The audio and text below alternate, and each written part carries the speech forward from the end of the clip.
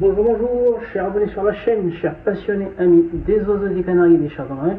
Encore une nouvelle vidéo sur le canal du 28 et aujourd'hui nous allons continuer en fait dans la série de la préparation naturelle pour la saison 2024 les amis.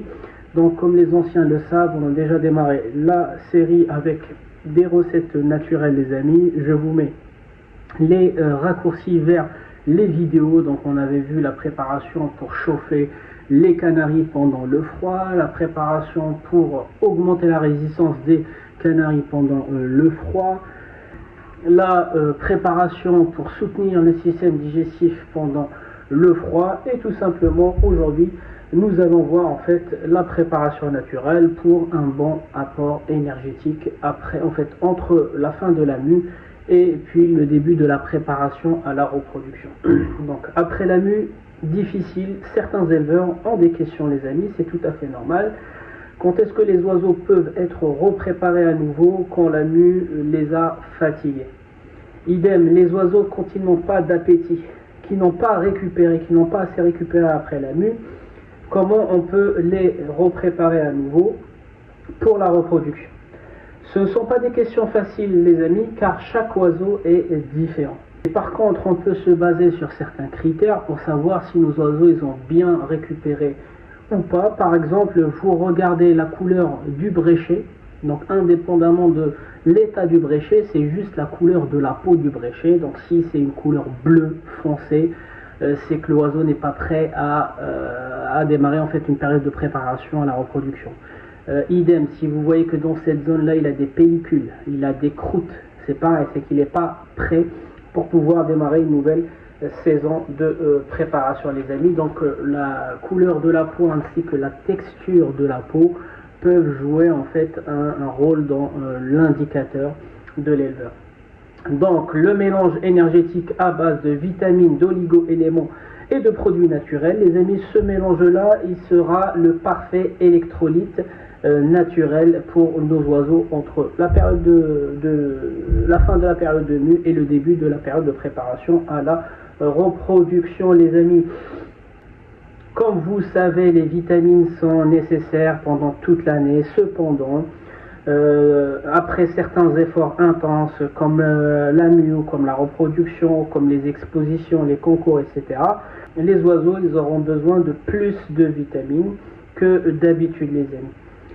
Donc c'est pour ça que je vais vous partager, comme je vous l'avais promis il y a 2 ans, j'avais une vingtaine de recettes qui sont équivalentes en fait à chaque période ou chaque phase de l'élevage.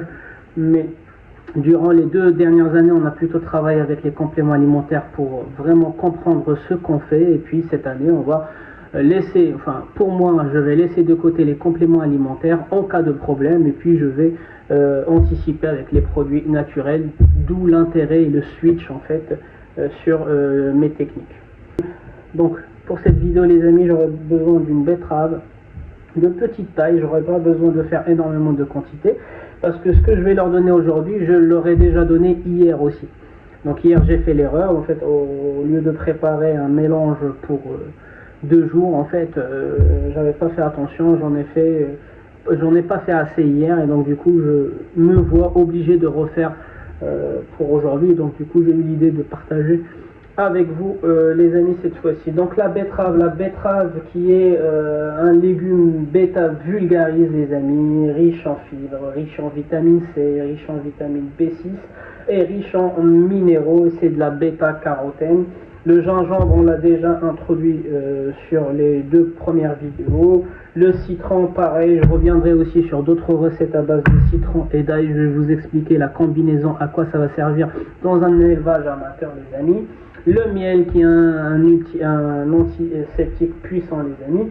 Donc ce mélange-là va juste aider les oiseaux à s'hydrater, hydrater les tissus, hydrater les cellules, aider à récupérer rapidement. Et il évite aussi la déshydratation, il aide aussi à récupérer après les maladies. Pour les gens qui ont des oiseaux qui sont malades en ce moment, ce n'est pas bon pour la préparation à la reproduction. Je vous ai déjà dit, l'un des axes de la préparation, c'est d'abord sélectionner. On prépare des oiseaux qui sont en bonne santé.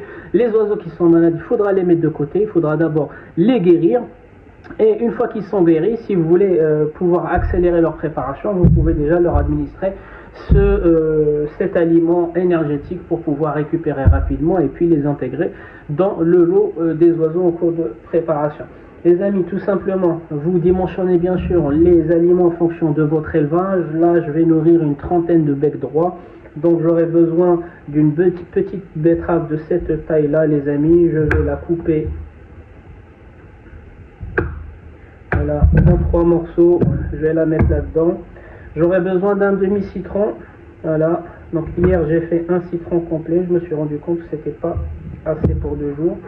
Donc, sachant que la préparation que je suis en train de vous montrer, les amis, vous pouvez la conserver dans le frigidaire pendant 2 à 3 jours. Ça dépend de vos aliments. Donc, si les aliments ils sont bio, vous pouvez aller jusqu'à 3 jours. Si les aliments ne sont pas bio, donc moi, c'est juste la betterave qui n'est pas bio. Le citron, il est bio. Voilà, donc je les ai découpés. Hop.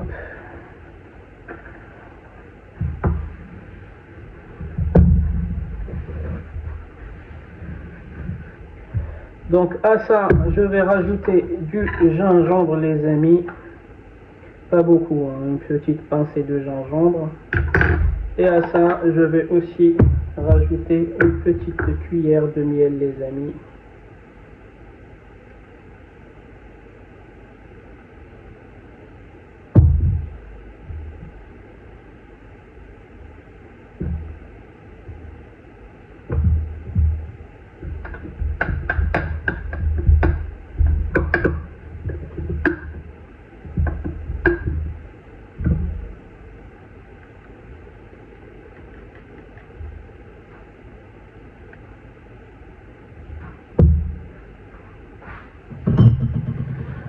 Donc, je vais aller les mixer, les amis. Je vais tout faire passer ici et je vous reprends après.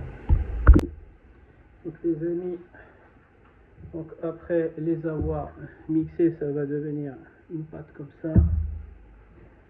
Donc, je prends mon brocoli.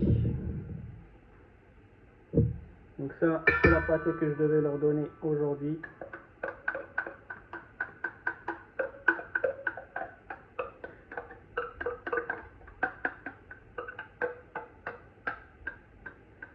Je mets tout dedans. Donc il y a des gens en fait qui n'auront pas le brocoli, vous pouvez utiliser le céleri. Sinon vous utilisez la pâte industrielle normale, les amis. Donc c'est ce qui arrive. Donc hier par exemple j'avais mis trop de citron et trop de betterave. Donc du coup j'ai dû couper avec la pâte industrielle, les amis.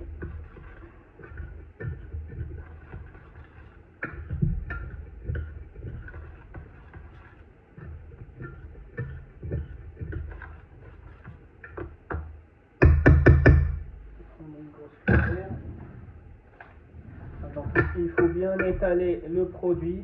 Encore une fois, la pâtée, hein, ça, je vais l'enlever. Ou même, je vais le garder. Pas grave. Donc, vous avez vu que des fois, j'utilise en fait de la pâte mixée sur les graines. En fait, c'est quand j'utilise des huiles, des produits qui vont dégager des huiles, tels que l'ail et l'oignon, je l'utilise directement dans les graines. Pourquoi? Parce que les oiseaux ils vont juste les lécher parce qu'ils mangent ce qu'il y a à l'intérieur de la graine et pas ce qu'il y a à l'extérieur. Et des fois, je vais utiliser de la pâtée, des aliments qui sont ingérés directement, c'est-à-dire l'oiseau ne va pas juste les sécher, il ne va pas juste mettre la langue dessus, mais il va vraiment les ingérer, il va vraiment les manger, comme là, par exemple, les amis. Donc, il est important de savoir quand est-ce qu'il faut utiliser le mélange dans cette série-là, quand est-ce qu'il faut utiliser le mélange sur les graines et quand est-ce qu'il faut utiliser le mélange sur de la pâtée qui se mange. Donc, vous voyez la texture.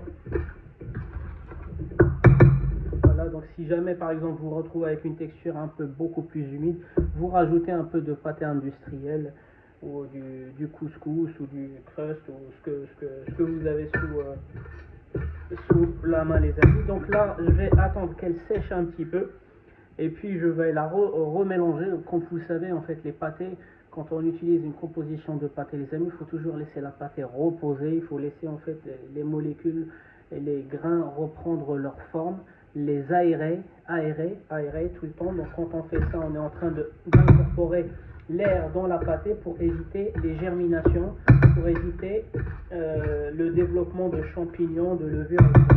Donc il ne faut pas hésiter à aérer votre pâtée 2 fois, 3 fois. En général, moi j'attends 10 minutes les amis, et juste avant de la donner à mes oiseaux, je vais encore secouer, tourner un petit peu, histoire d'incorporer un peu l'air. Les amis, c'était Canaille du 28, je vous montre la texture donc au final. Donc vous voyez très bien, elle n'est pas trop humide, elle n'est pas trop sèche les amis. Donc c'est un booster d'énergie pour les oiseaux. Les oiseaux qui sortent d'une période de